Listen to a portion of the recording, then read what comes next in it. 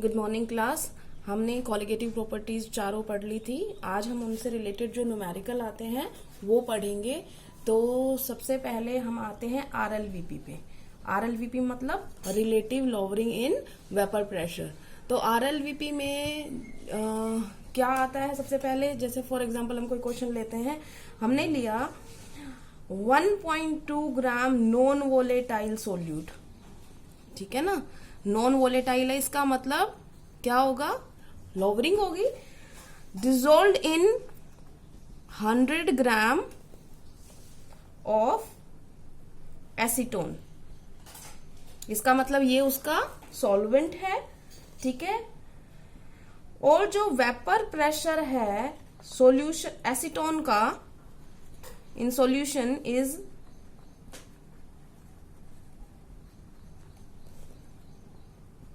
182.5 mm of Hg. If vapor pressure of pure acetone is 185 mm of Hg, then calculate molecular mass of solute. Question का statement तो समझ में ही आ गया होगा। क्या क्या दे रखा है वो हम बात कर लेते हैं और हम लिखते भी रहते हैं। हमने क्या क्या दे रखा है, सबसे पहले तो ये चीज दे रखी है। तो ये क्या है हमारा मास ऑफ सोल्यूट, कितना घोला गया है वो, ठीक है ना। हमने उसको मान लिया WB। WB हो गया 1.2 ग्राम। उसके बाद हमने क्या बोला कि 100 ग्राम ऑफ एसीटोन, इसका मतलब mass of solvent is equal to कितना है 100 ग्राम, ठीक है। उसके बाद जो दे रखा है वो है सॉल्यूशन में 182.5। तो सॉल्यूशन का हमने ले लिया, तो वो है PA। सॉल्यूशन में कितना था 182.5 mm ऑफ Hg, ठीक है। और उसके बाद प्योर सॉल्वेंट का जो था वो है PA naught is equal to 185 mm of Hg। ये चीजें तो दे रखी हैं आपको। अब आपने जो कैलकुलेट करना है उस पे आते हैं हम। तो अब हमने सारी लिख ली थी जो चीज हमारे पास है। हमारे पास ये भी है 182.5 mm ऑफ Hg, जो हमने बोला था कि हमारे पास प्योर सॉल्वेंट है, सॉरी सॉल्यूशन वाला है, और प्योर सॉल्वेंट जो है वो है 185 mm ऑफ Hg। ये भी हमने कर लिया। अब इसके बाद आते हैं हम कि हमें मोलर मास निकालना है सॉल्यूट का। तो सबसे पहले हम रिलेटिव लॉवरिंग वाला फॉर्मूला लिख लेते हैं। तो क्या था फॉर्मूला, अगर आपको ध्यान हो तो देखो, लोवरिंग पहले होती है। तो लोवरिंग क्या होती है कि सोलवेंट का ज्यादा होता है किससे, सॉल्यूशन से, और उसी से हम डिवाइड कर देते हैं। इसी को हम क्या बोलते हैं, relative lowering in vapour pressure. और वो मोल फ्रैक्शन के बराबर होता है। मोल फ्रैक्शन का मतलब सोल्यूट के मोल फ्रैक्शन के। ये सोल्यूट हो गया।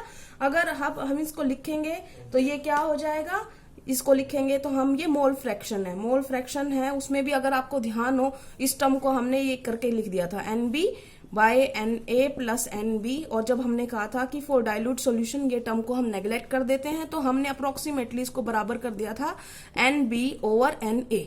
और NB को अगर हम रेक्टिफाई करके लिखेंगे, या तो आपको फॉर्मूला याद हो या आपको पूरा ध्यान रखना पड़ेगा कि ये कैलकुलेट खुद ही करना पड़ेगा। तो W बाय MB और ये WA बाय MA, ठीक है ना। आपको क्या चीज निकालनी है, आपको MB निकालना है यहाँ पर, ठीक है। तो अब हम लिख लेते हैं इसको। तो हम आते हैं यहाँ पर, क्या आ चुका है हमारा, हम इसको पूरे को लिख लेते हैं। देखो, हम इसको अलग सेपरेटली निकाल लें, बार बार इसको लेना पड़ेगा टर्म को। तो हम relative lowering in vapour pressure निकाल रहे हैं। तो relative lowering in vapour pressure पहले लिखना है P नोट ए, कितना है 185 माइनस 182.5, वो PA था। डिवाइड करेंगे हम 185 से।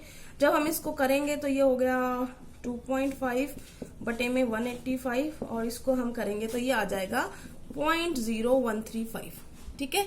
इतना आपको समझ में आ गया। अब इसके बाद हम क्या करेंगे,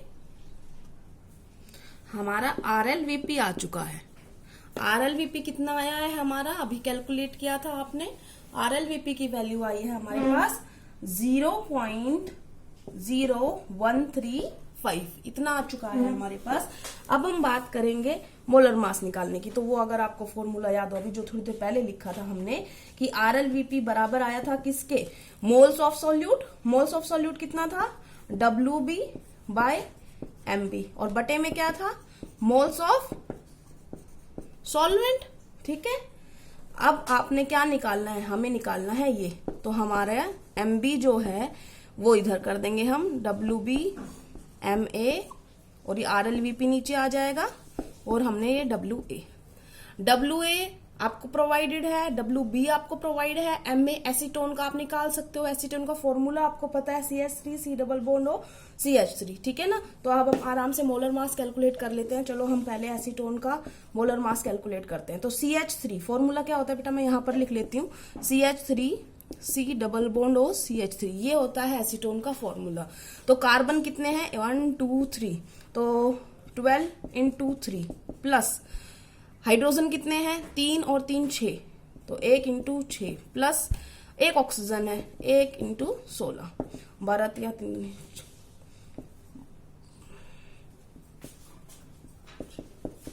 16 और 6 22, 22 और 36, ये हो जाएगा 58U। ठीक है, हमारा MA हमने निकाल लिया है। बाकी चीजें दे रखी हैं, निकाल रखी हैं हमने। तो हम करेंगे क्या कि MB जो आएगा, वैल्यूज लिख दो बस आप। WB कितना दिया था आपको, non volatile solute 1.2, molar mass आपने अभी कैलकुलेट किया है कितना, 58।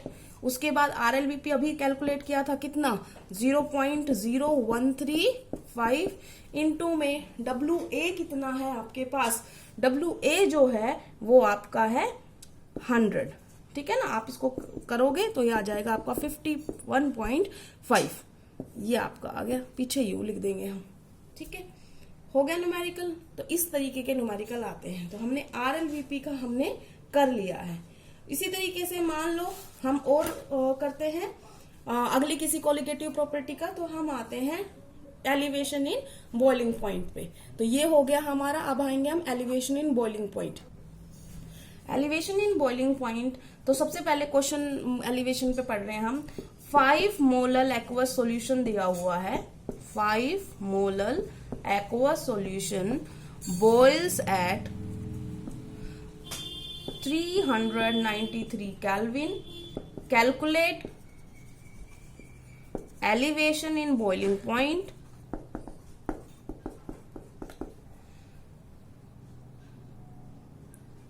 एलिवेशन इन बॉइलिंग पॉइंट नहीं पूछा, एलिवेशन कांस्टेंट पूछा है। ठीक है, 5 molar aqueous solution boils at 393 Kelvin. Calculate the elevation boiling point constant. ठीक है ना, तो ये एलिवेशन बॉइलिंग पॉइंट कांस्टेंट मतलब इबुलियोस्कोपिक कांस्टेंट पूछा है आपसे। तो हम क्वेश्चन करते हैं। ये तो बहुत सिंपल क्वेश्चन है। ठीक है, तो देखो 5 मोलर सॉल्यूशन, इसका मतलब आपको मोलेलिटी कितनी दे रखी है, 5। ठीक है ना, बॉइलिंग पॉइंट ऑफ सॉल्यूशन कितना दे रखा है, देखो सॉल्यूशन का 393 केल्विन। तो boiling point of solution is equal to 393 kelvin. तो बॉइलिंग पॉइंट ऑफ सॉल्वेंट चाहिएगा हमें। अब ये आपको थोड़ा सा दिमाग लाना पड़ेगा। यहाँ पे मैंने क्या बोला था, एक्वस सॉल्यूशन। स्टेटमेंट में अगर आप देखेंगे हमें क्या बोला गया है, एक्वस सॉल्यूशन। और एक्वस का मतलब क्या हो गया, पानी मिलाया था, पानी सॉल्वेंट था। तो पानी का कितना होता है 100 डिग्री सेल्सियस, उसको आप केल्विन में करेंगे तो कितना आ जाएगा 373 केल्विन। तो वहां से आप क्या निकाल देंगे, डेल्टा टी भी निकाल देंगे। कितना हो जाएगा 393 में से आप 373 घटा दो, कितना आ गया 20 केल्विन, इतना आ गया। आपका फॉर्मूला आपको पता है एलिवेशन इन बॉइलिंग पॉइंट का, क्या होता है KB इंटू में M। ठीक है, तो आपको क्या निकालना है, ये भी प्रोवाइडेड है, ये भी हो गया, हमने निकाल लिया, हमें ये निकालना है। तो KB is equal to delta TB over M। Delta TB कितना आया है 20, मोलेलिटी आपको दे रखी है कितनी 5, तो ये आ जाएगा 4 केल्विन मोलर। ठीक है ना, ये आपका न्यूमेरिकल हो गया। इसमें थोड़ा सा डिफरेंस करके भी दे सकते हैं, आपसे मोलर मास भी निकाल सकते हैं। तो हम दूसरे क्वेश्चन पे आएंगे। अभी इस लेक्चर के लिए इतना ही, दूसरे लेक्चर में हम पढ़ेंगे। Thank you class.